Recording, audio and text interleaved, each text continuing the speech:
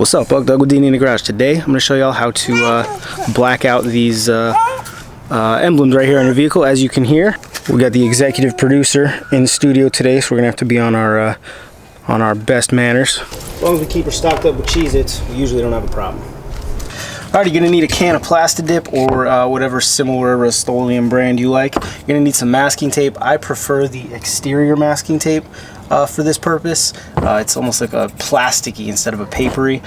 Something to clean the area with. I like just soapy water in a spray bottle. You could use Simple Green or whatever the heck you want. Just make sure it's not going to leave a residue that's hard to clean off. You're also going to need some paper towels or clean rags. That's about it. You may end up needing like a screwdriver or some other pointy device, but that's really it. All right, now as with all painting, your end result is going to be about 80 or 90% preparation.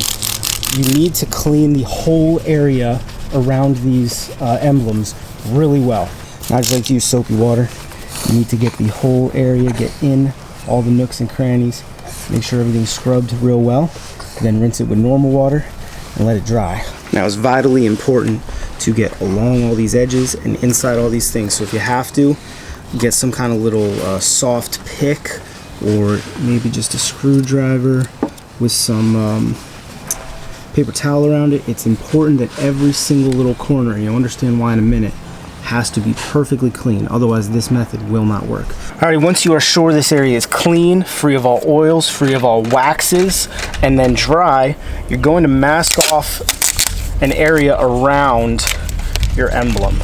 Not right up on it. Leave yourself a little room. Again, you will understand why in a minute. Then you're going to want to go another layer out so that you have 2 bands at least. Give yourself at least a good 4 to 6 inches of protected area, so that you don't get overspray in places you don't want it.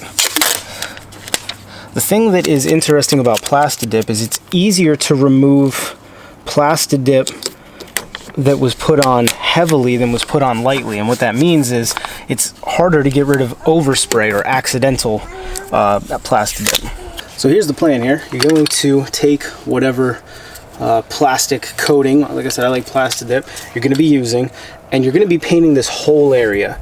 And what's going to happen is the glossy paint underneath, the PlastiDip's not going to stick as well as it does on these emblems. And you're actually going to be able to peel it off and peel it around the emblems. And in that way you'll get a perfect, perfectly blacked out without having to like tape each individual thing. Now the method for painting is extremely important. It's absolutely crucial that you do a number 4 or 5 of extremely light coats. If you go heavy all at once, it's not going to peel off properly and you're going to have a bad time. All right, now before I paint, I'm going to make sure all the pups and the executive producer are out of the area. Yep, she knows, and then we're going to get to it. All right, we're going to shake the heck out of the can, as you do. And then the very first application is going to be crazy light, barely even speckling it. That's it. I know it doesn't look like I did anything. I really didn't. Leave that sit for 10 minutes, then we're going to come back. All right, we let this sit for 10 minutes. It's pretty much dry to the touch. Now we're going to do another coat, only slightly heavier than that. We're still doing really light coats.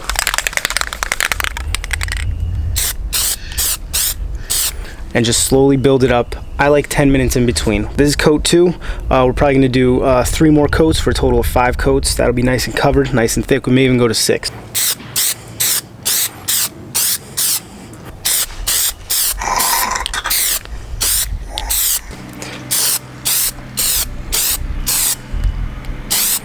All right, we're going to do our final coat. We're going to make sure we get it from all the different angles, and then we're going to let it sit for a good couple hours.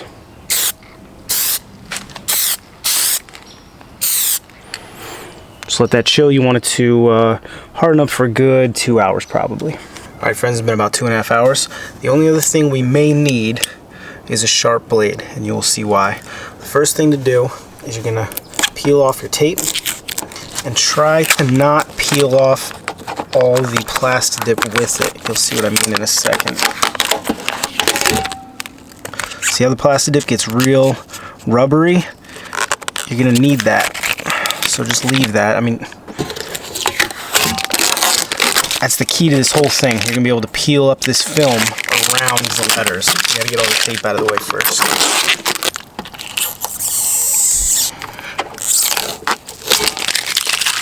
Now you can see the PlastiDip at this stage does not stick to your vehicle's paint at all.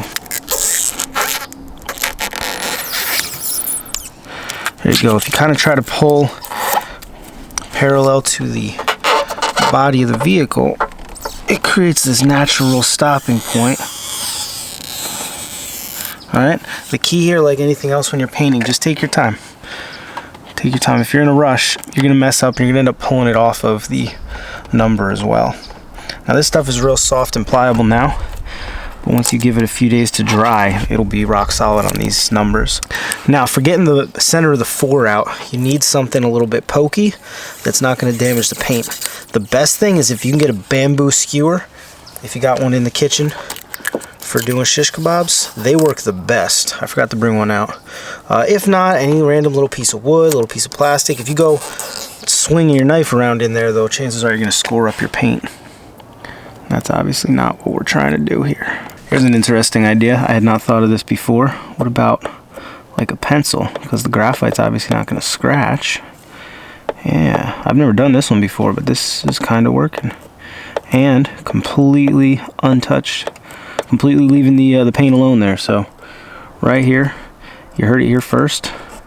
Get yourself, and the nice thing about these carpenter's pencils is you can really carve them into a little chisel. Oh yeah, we're getting there. Let's see, this side is done. Now the stuff you're seeing in the middle there is probably some of the graphite pencil. I'll clean that out. I'm losing the light, so I'm gonna struggle with this one later on off camera. Let's wrap this thing up. Alrighty friends, that's all there is to it. I personally love this look. I either black them out or I debadge them when I get a WJ, because I don't like the chrome. They use some other colors too, but it doesn't matter. I don't like the shiny badges. Either black it out there or completely lose them altogether. Maybe we'll do a video on debadging at some point. But let me know what you think about that. If you got a question on the process, leave me a comment down there in the squawk boxes. You may notice I do have a little bit of overspray here. That's going to be easily taken care of. You can either rub it right off like I'm doing when it's still wet as it is, or if you wait a few days and then notice it, you can get a clay bar or something. There's lots of ways to get that off. Maybe we'll do a video on that as well. Anyway, in the meantime, that's about it. Thanks for watching. See you next time. This video was brought to you by Cheez-Its.